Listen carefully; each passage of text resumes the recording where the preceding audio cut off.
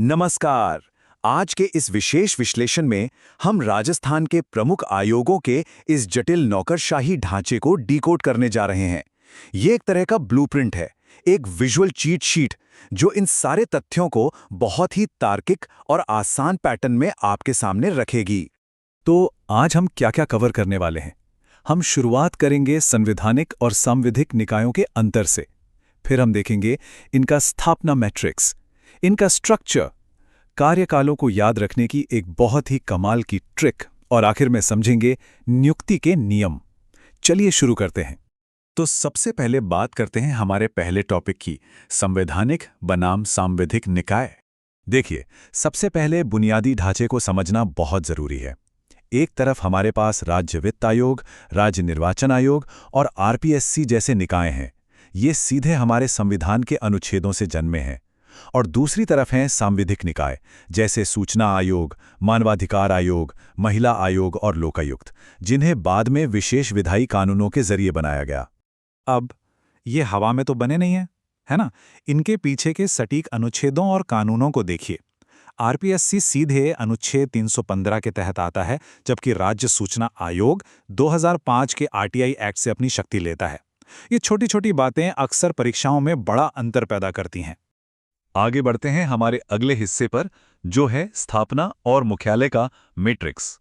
अगर हम इन आयोगों के बनने की तारीखों पर नजर डालें तो 1949 से लेकर 2006 तक का एक लंबा सफर दिखाई देता है। लेकिन तारीखें भले ही अलग-अलग हों, इनमें एक बहुत ही सख्त भौगोलिक पैटर्न छिपा हुआ है। और वो पैटर्न क्या है? पैटर्न ये है कि लगभग सभी प्रशासनिक आयोग राजधानी जयपुर से काम करते हैं। लेकिन यहाँ एक बहुत बड़ा अपवाद है, हमारा आरपीएससी। जी हाँ, आरपीएससी 1958 से ही अजमेर से संचालित हो रहा है। ये एक ऐसा तथ्य है जो बार बार सामने आता है, तो इसे बिल्कुल मत भूलिएगा। चलिए अब आते हैं आयोगों के संरचनात्मक ढांचे पर। तो सवाल ये उठता है कि आखिर इन आयोगों का ढांचा बनता कैसे है? इनमें कितने सदस्य होते हैं? आइए इस पैटर्न को डिकोड करते हैं। इसे एक सिंपल गणित की तरह समझते हैं, अध्यक्ष प्लस सदस्य का फॉर्मूला। राज्य निर्वाचन आयोग में केवल एक व्यक्ति होता है। फिर मानवाधिकार आयोग 1+2 पर आता है और ये सीढ़ी धीरे धीरे ऊपर चढ़ते हुए आरपीएससी और सूचना आयोग में 1+10 तक पहुंच जाती है। काम के हिसाब से आकार बढ़ता जा रहा है, बिल्कुल एक सीढ़ी की तरह। लेकिन रुकिए, इस बुनियादी गणित के भीतर कुछ बहुत ही जरूरी शर्तें भी हैं।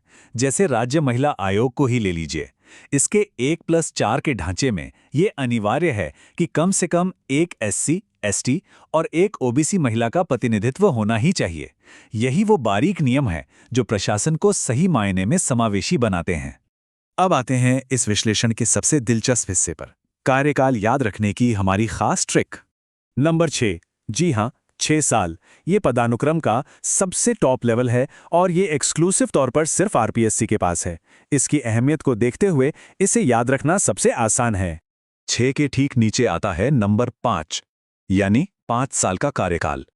इस क्लब में हमारे पास राज्य निर्वाचन आयोग और लोकायुक्त शामिल हैं। ये नियम इन व्यवस्थाओं में एक जरूरी स्थिरता बनाए रखता है। और आखिर में आता है नंबर 3 साल का कार्यकाल। इसमें राज्य महिला आयोग, सूचना आयोग और मानवाधिकार आयोग शामिल हैं। तो बस 6, 5 और 3 और आपका पूरा कार्यकाल का ढांचा सेट हो गया। अब इस ट्रिक को थोड़ा और पक्का करते हैं, रिटायरमेंट की अधिकतम उम्र के साथ। आरपीएससी की लिमिट 62 साल है, जबकि मानवाधिकार आयोग के लिए ये 70 साल है। और ऐसा इसलिए क्योंकि इसमें अक्सर सुप्रीम कोर्ट या हाई कोर्ट के रिटायर्ड जज आते हैं। साथ ही पुनर्नियुक्ति यानी रीअपॉइंटमेंट के नियमों पर भी नजर रखना बहुत जरूरी है, क्योंकि ये हर आयोग के लिए अलग होते हैं। और अब हम अपने आखिरी और सबसे जटिल हिस्से पर पहुंच गए हैं, नियुक्ति और चयन के नियम। यहां पर आपको एक बहुत ही लॉजिकल पैटर्न दिखेगा। आरपीएससी और निर्वाचन आयोग जैसे संवैधानिक निकायों में सीधी नियुक्ति होती है, लेकिन जो सांविधिक निकाय हैं जैसे सूचना या मानवाधिकार आयोग, वहां पारदर्शिता के लिए एक पूरी चयन समिति की जरूरत होती है। अब इन चयन समितियों में कौन कौन होता है? देखिए, संतुलन बनाए रखने के लिए मुख्यमंत्री और विपक्ष के नेता तो हमेशा मौजूद रहेंगे। असली बदलाव आता है तीसरे या चौथे सदस्य में। जैसे लोकायुक्त चुनना हो तो उसमें हाईकोर्ट के मुख्य न्यायाधीश का होना बिल्कुल अनिवार्य है। अब ध्यान दीजिएगा, क्योंकि यहाँ नियमों का सबसे बड़ा अपवाद है। लगभग सभी आयोगों में नियुक्तियां राज्यपाल द्वारा की जाती हैं, लेकिन राज्य महिला आयोग में नियुक्ति सीधे राज्य सरकार करती हैं। ये एक ऐसा कैच है जहां अक्सर गलतियां हो जाती हैं। तो इस पूरे विश्लेषण को खत्म करने से पहले आपके लिए एक छोटी सी चुनौती। ऐसा कौन सा आयोग है जो अजमेर में स्थित है, जिसका कार्यकाल 6 वर्ष का है और जहां सीधी नियुक्ति होती है? अगर आपके दिमाग में तुरंत इसका जवाब आ गया है तो समझ लीजिए कि नौकरशाही का ये पूरा ब्लूप्रिंट अब आपको कंठस्थ हो चुका है। ऐसे ही पैटर्न्स को पहचानते रहिए और सीखते रहिए।